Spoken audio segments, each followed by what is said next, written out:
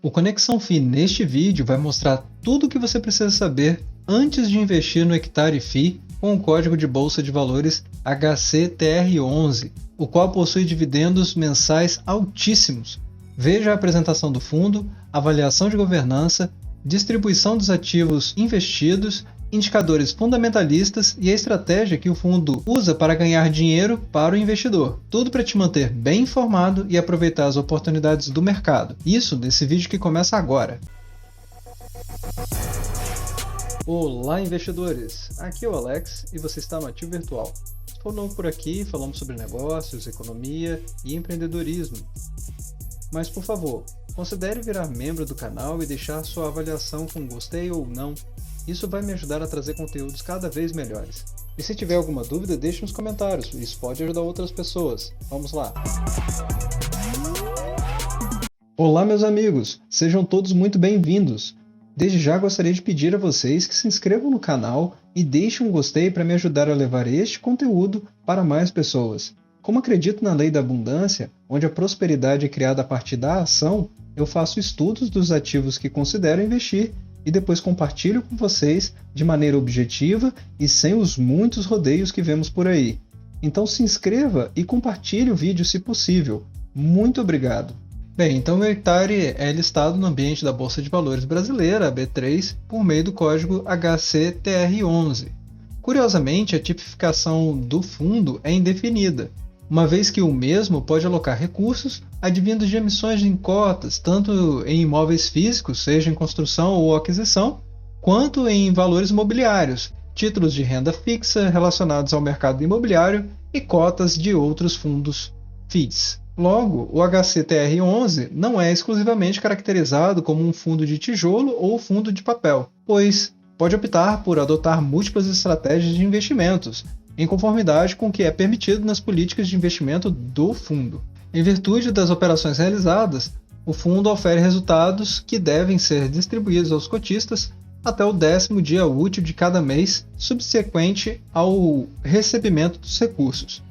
Então, apenas para que você, investidor, entenda como isso funciona, o fundo ele é obrigado a repassar 95% do montante que ele recebe de recursos mensalmente e distribuí-lo em até 30 dias após esse recebimento, ou seja, fim do período contábil do fundo imobiliário. E neste caso, ele faz a distribuição dos dividendos até o 10º dia útil de cada mês. Então, para quem fica atento aí para fazer os reinvestimentos, 10º dia útil é a data mais provável. Então, falando agora sobre a avaliação de governança, o Hectare é chamado de Hectare CFI pela Anbima, com o código HCTR11, como já falamos. O tipo dele é papel, o segmento Anbima é títulos e valores mobiliários, a gestora é a Hectare Capital Gestora de Recursos LTDA, a administradora é a Vortex DTVM LTDA, a data de início do fundo é aproximadamente em julho de 2019. Com relação ao site de relação com o investidor ou meio de comunicação com eles, eu somente consegui encontrar o próprio site que possui um formulário onde você pode mandar dúvidas e sugestões para o fundo.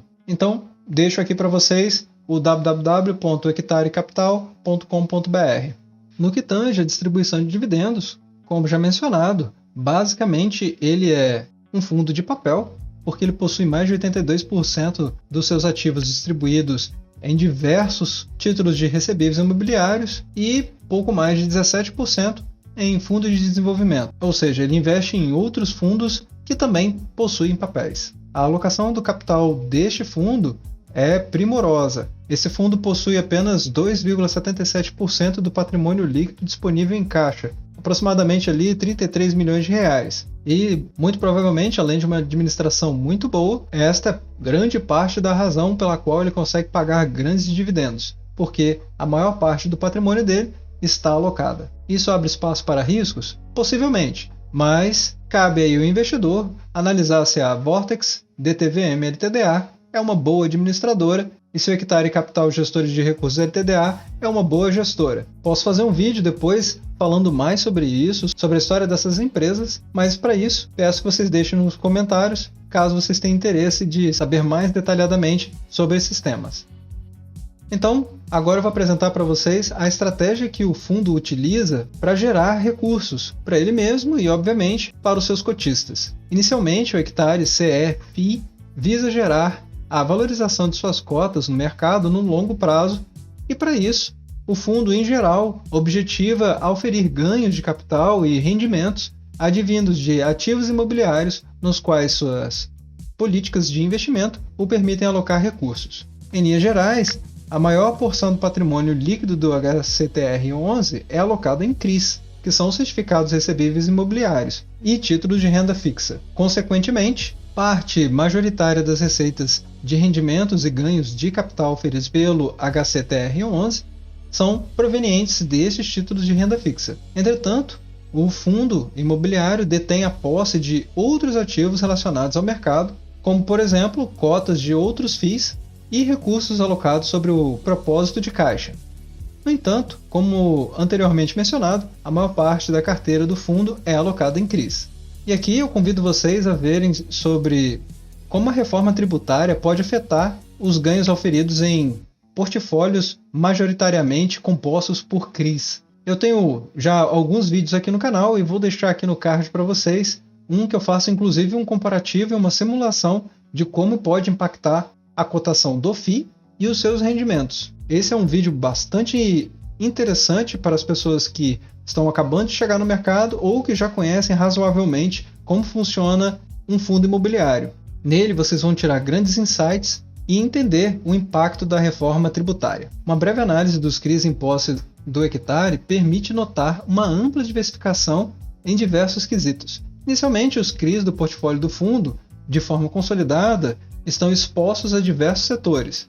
Exemplo, incorporação imobiliária, corporativos, de shoppings, loteamentos e multipropriedade. Além disso, em virtude de possuírem prazos geralmente mais longos, os CRIs normalmente são indexados a índices inflacionários, em prol de garantir o retorno real, ou seja, acima da inflação, coisa que falamos muito aqui no canal, para o investidor que se expõe a esses títulos. No caso, o hectare, especificamente, predominam os CRIs indexados ao IPCA. Em seguida, tem-se como presença relevante nos CRIs do fundo os CRIs indexados ao IGPM. Então notem que o hectare ele tem tanto indexação no IPCA quanto no IGPM, algo que é importantíssimo para garantir aos investidores resultados reais acima da inflação. Desse modo, a partir da sua estratégia de aquisição de CRIs, o hectare entregou, em meses passados, elevados dividend yields mensais.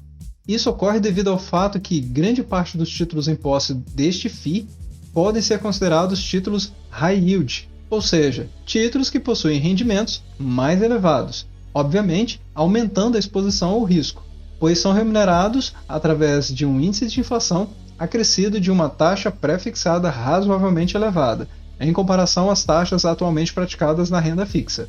Além dos CRIs, o fundo possui outros dois investimentos em FIIs. Então o hectare possui posição nos FIIs HCST11, fundo que é de desenvolvimento imobiliário de um projeto de Student Housing, que é para casas de estudante, e essa ideia é bastante interessante para um fundo imobiliário, e no FII RBHY11, que é um fundo gerido pelo Rio Bravo, uma gestora muito conceituada e já presente no mercado há vários anos, com estratégia de investimentos também high yield. Quanto às taxas, a controladoria e custódia é de 0,21% ao ano do patrimônio líquido do fundo. Existe uma taxa de gestão de 0,99% ao ano do patrimônio líquido do fundo, e esse fundo é um fundo que cobra taxa de performance, o que é muito justo, na minha opinião, de 10% sobre o que exceder 100% do CDI. Então ainda tem essa trava. Se vocês tiverem dúvida, deixe nos comentários, porque suas dúvidas podem ajudar outras pessoas.